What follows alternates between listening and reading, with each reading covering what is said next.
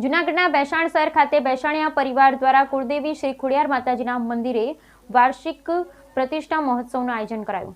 જૂનાગઢના ભેસાણ શહેર ખાતે ભેસાણીયા પરિવાર દ્વારા કુળદેવી શ્રી ખોડિયાર માતાજીના મઢે વાર્ષિક મૂર્તિ પ્રતિષ્ઠા મહોત્સવનું આયોજન કરવામાં આવ્યું હતું. ભેસાણના હનુમાનપરા વિસ્તારમાં આવેલ સમસ્ત ભેસાણીયા પરિવારના કુળદેવી શ્રી ખોડિયાર માતાજીના મઢે વાર્ષિક મૂર્તિ પ્રતિષ્ઠા મહોત્સવ નિમિત્તે નવચંડી યજ્ઞનું આયોજન કરવામાં આવ્યું હતું. તેમજ રાત્રિના ભડલાનું પ્રખ્યાત રામા મંડળનું પણ આયોજન કરવામાં આવ્યું હતું.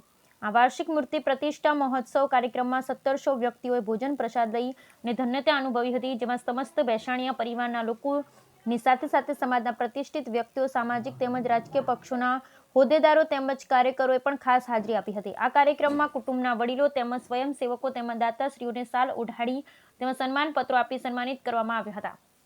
તેમજ નવચંડી યજ્ઞના મુખ્ય યજમાન રાજેશભાઈ ભેસાણીયા અને યજ્ઞમાં શાસ્ત્રી શ્રી ધર્મેશભાઈ વ્યાસ દ્વારા વૈદિક મંત્રોચ્ચાર સાથે યજ્ઞ કરવામાં આવ્યો. આ કાર્યક્રમમાં પ્રથમ વખત મીરાબહેન ભેસાણીયા દ્વારા મહિલા સ્વયંસેવકોનું પણ આયોજન કરવામાં આવ્યું. તેમજ સાંજે સમસ્ત પરિવાર દ્વારા ભેસાણ શહેરના મુખ્ય માર્ગથી સરદાર ચોક, ગાંધી ચોક થઈ શહેરની ગલીઓમાં ખૂબ મોટી સંખ્યામાં વાતે ગાતે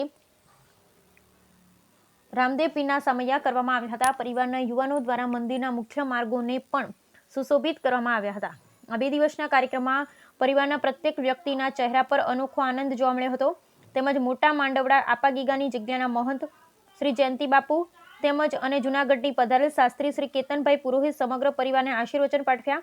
આ કાર્યક્રમને સફળ બનાવવા માટે સંસ્થાના હોદ્દેદાર ગોપાલભાઈ, પ્રવીણભાઈ, સંજયભાઈ, રાજુભાઈ, સુરેશભાઈ, રામજીભાઈ, મધુભાઈ તેમજ ભેસાણીયા પરિવારના સભ્યો અને બહેનોએ ભારે જહેમત ઉઠાવી કાર્યક્રમને સફળ બનાવ્યો. Bureau report Pankaj Vegada, Bhesan.